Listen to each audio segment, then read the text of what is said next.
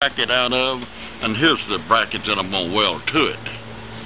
But now, this little drill press right here is brand spanking new, but it has a half-horse electric motor, a 110 motor on it, and I don't want that motor on it. I want to put this little 12-volt DC motor on it. I want to run it off my car battery, this 12-volt, but it doesn't have a bracket of any kind to hook it up to my drill press. So I'm going to make a bracket out of this aluminum pipe, and this bracket I've made to weld to it so I can bolt it on to my drill press. But now this is fine little drill press. Show you what it'll do. This little thing, let's turn it on. Look at that curl coming out of there. Look at that. That's a 3/8 drill in there. See this stuff that it drilled out of there? Drilled that hole in there like nobody's business. But I really don't want that 110 motor on there. I'm going to put a 12-volt motor on it. You can see it's got 5 speeds on it. By the way, this chuck key, I'll put this chuck key up here. If I threw it down on my workbench, I probably wouldn't find it in 6 weeks on most of my workbenches anyway. So I have a magnet to it, and I just kind of throw it up there, and that chuck key will be there when I get ready for it. That chuck key has 4 sides to it. It'll fit 4 different chucks. I sell these chuck keys. I sell them for $4. 2 of them for $7. It'll fit 4 different chucks. You can see it does a fine job.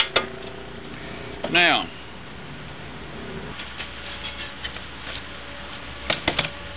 and this just plain old aluminum like I got out of the scrap yard. Just take a brush. Any old brush, as long as it's kind of a clean brush. Don't get old greasy brush, but just brush your aluminum off. Brush your aluminum down to bare metal. Get all that oxidation off. Try to get the paint, all the dirt off if you can. Anyway, not hard. Need to brush this off down to bare aluminum. Don't use any kind of chemicals at all. Please don't use any gels, any powders, any kind of rosins of any kind. Just brush it off, sand it off, grind it off down to bare metal. Alright, I have it fairly shiny.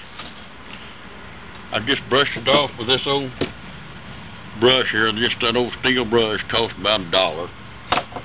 I brushed this piece off with that steel brush. Now I'm going to put them together like this right here. I'm going to put them together, but now first you need to put rod all over this part. You need to put rod all over this part first. Now I'll show you that. Now this is a Burns-O-Matic TS4000 propane torch, and this is just plain old propane, just like you get out of the hardware store. This actually came out of Walmart, but now it puts out 2,600 degrees. Well, it just takes 1,200 degrees to melt any type of aluminum alloy. So we've never had a heat problem when it came to welding aluminum. We did used to have a rod problem, then we solved the rod problem when we developed that little special alloy rod. Made it where anyone can weld aluminum boats, gun boats, canoes. Now there's one torch that's propane that you don't want to use. It's that little torch. I wish I had one here to show you, but it just has a pipe sticking out, and then it has a knob on the side that you loosen, and then you have to light it with a match. Now don't try to weld with it. It won't put out enough heat. It just puts out a little pencil flame that does a very poor job. But now this right here, I'm going to put this clamp on it so it'll hold. It won't run around on me maybe while I'm trying to put rod on here. Now, heat your aluminum. Do not heat your rod. Heat your aluminum. Get your aluminum up hot enough to melt the rod. You never melt the rod off with your torch. If you do, you'll be a failure every time. Now heat your aluminum, and this is a funny rod. Now don't just heat it and drip it on there. Scratch this rod in. It's important. Oxidations build up on this aluminum, and if you don't scratch that rod on that, you'll just be dropping rod on top of oxidation. You need to scratch that down below that oxidation. You'll do a fine job. I'm going to put rod all over this. It's already up to heat. I don't know whether you can see it on that camera or not, but we're putting rod all over this. Doing a fine job.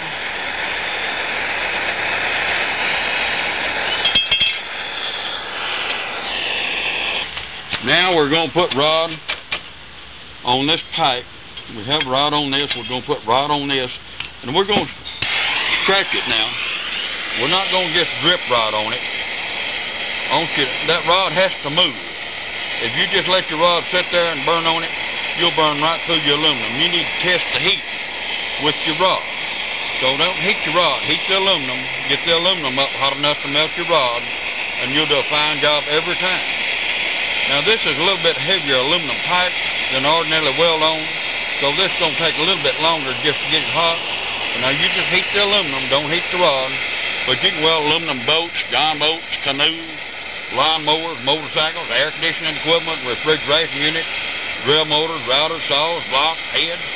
No flux needed, no acid, no gels, no rosin, no powders of any kind. Doesn't take any experience, it just takes that little special LR rod. Make you look like you know what you're doing very first try, guaranteed. I'm not quite hot enough yet. It's getting there, but I'm not quite hot enough yet. So we'll get started here just very, very shortly. So we're going to alter that drill press. It's going to be a DC drill press time I get through with it. Now, we got hot enough. The aluminum will melt the rod now. We still need to be a little bit hotter, but we do have it where it will melt the rod now. You see it going across there? It flows real good. Does a real good wetting action. Fine rod. We're getting hotter now. Just about to get hot enough to do some good now. Now, no flux needed, no acid, no gels, no rosin, no powders of any kind. Please don't use any.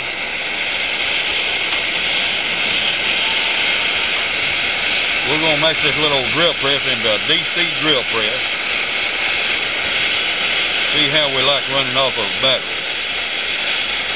I never have tried this before. I don't know whether we'll like it or not, but I think I will. Then I can use it out where I don't have any electricity out and I don't have to carry a power plant. I got tired of trying to keep power plants running.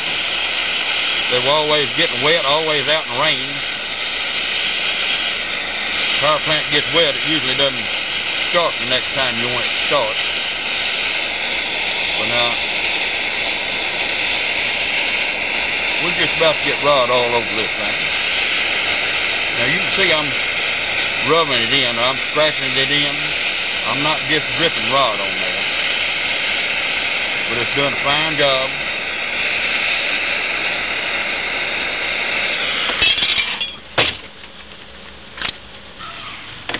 Well, here it is. Not the finest looking job I ever did, but it looks like it's good and strong. Looks like it's real good and strong. But I'm going to have to cut out right in here. Can't finish it right now. I'm going to have to cut out right in here because this is the stud that takes the positive cable off the battery. And I'm going to have to cut out so it doesn't touch that stud before I can put it on my drill press. But anyway, it looks like a good strong job. I want to show you this magnet I put on my drill press. You can just kind of chuck your key up there. It'll hang on there. I don't know whether you can see that or not. Well, no, you can't see that. I'm going to have to change my camera. Just want to show you that magnet that I put on my drill press. If I threw this chuck key down on my workbench, I'd never find that. I wouldn't find it all week. Anyway, I can just kind of chunk it up there, and it'll hang on that magnet. And it'll be there whenever I get ready for it. But now, if I had to look around, try to find a hook to hook it on, I never would do that. But I can just chunk it up there, and it'll be there. Anyway, I sell those little magnets right there, $3 a piece. 2 of them $5. Extremely strong little magnet.